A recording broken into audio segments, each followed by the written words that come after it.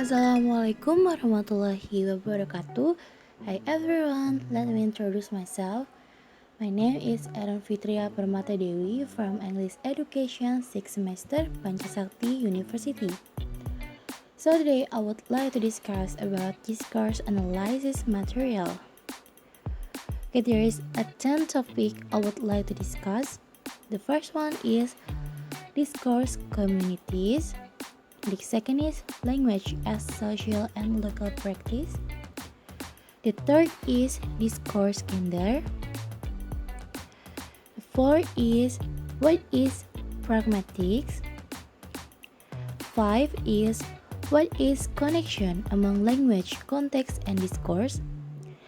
The sixth is what is speechless acts and discourse. 7 is declarative. 8 is representative, and 9 is expressive, and the last one is directive. Okay, this is a part 1, discourse communities. A discourse community is a group of people who share a set of discourse, understood basic values and assumptions, and ways of communicating about those goals. People with common interests and goals in life share a language that helps them discuss and attain these interests and goals. Such a group of people is called a discourse community, the concept of which is explained here. A definition. John Wells defines that communities as groups that have goals or purpose and use communication to achieve these goals. John Wells states that each of these discourse communities possesses a common set of characteristics that help identify and define them. A discourse community has a broadly agreed set of common public goals. Students will pose a goal of doing well in their studies and advancing to the next academic level. Teachers will have a goal of teaching subjects to students and encouraging them to do well in life. Okay, this part 2. Language as social and local practice. Language as a local practice addresses the question of language, locality, and practice as a way of moving forward in our understanding of how language operates as an integrated social and spatial activity. And language as a local practice addresses the question of language, locality, and practice as a way of moving forward in our understanding of how language operates as an integrated social and spatial activity. Language as social practice, or what we do in, with, and through language. In using the phrase language as social practice, we take the position that we do not study language and society as separated entities.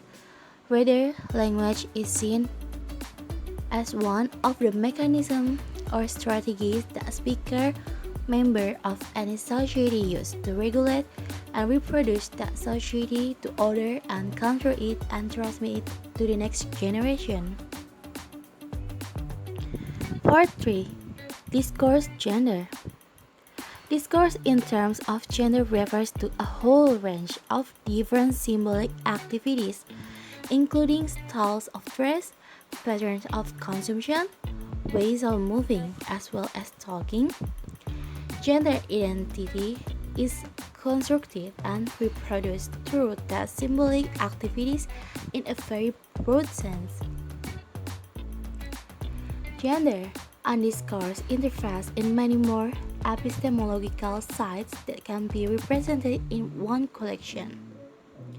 The different chapters together illustrate how taking a discourse perspective facilitates understanding of the complex and subtle ways in which gender is represented, constructed, and contested through language. Gender identity and discourse analysis therefore focus on the principal diversity of key sites within the four broad areas: the media, sexuality, education, and parenthood. Part 4. For is pragmatics. Pragmatics is a branch of linguistics which is the study of language. Pragmatics focuses on conversational implicator, which is a process in which the speaker implies and a listener infers. Simply put, pragmatics studies language that is not directly spoken. In a sense, pragmatics is seen as an understanding between people to obey certain rules of interaction.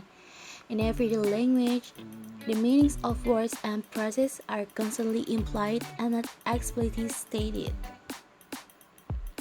It is for a part 5. What is the connection among language, context, and discourse? Discourse analysis is a research method for studying written or spoken language in relation to its social context. It aims to understand how language is used in a real-life situation. When you do discourse analysis, you may focus on the purpose and effects of different types of language. Okay, you can read it for the connection among language, context, and discourse.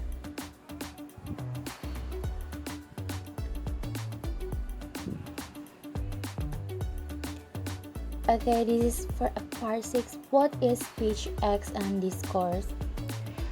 A speech act is an utterance that serves a function in communication. We perform speech acts when we offer an apology, greeting, request, complaint, invitation, compliment, or refusal.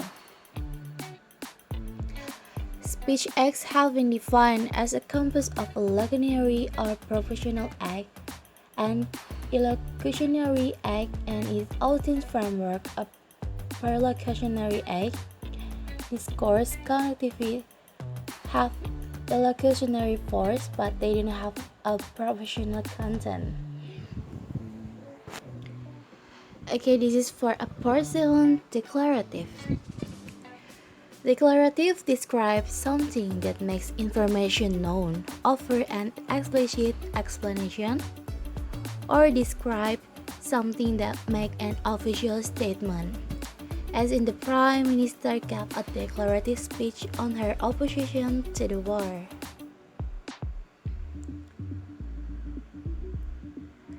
Okay. What is an example of a declarative sentence? A simple declarative sentence has a simple sentence structure consisting of a subject and a predicate. Example of declarative sentence in the simple form include: my dog is sick. It's a bad day. Okay, this is a part 8, representative. The definition of a representative is a person who or thing that is an example or someone who is authorized to speak for someone else. And is for part 9, expressive. Anything that communicates thoughts or feelings is expressive. Expressive comes from the French word express for clear, plain. It's easy to read people who are expressive, their emotions are clear. Smiling, laughing, shouting, crying, and pudding are all expressive. Okay, this is part 10. The last one is a directive material.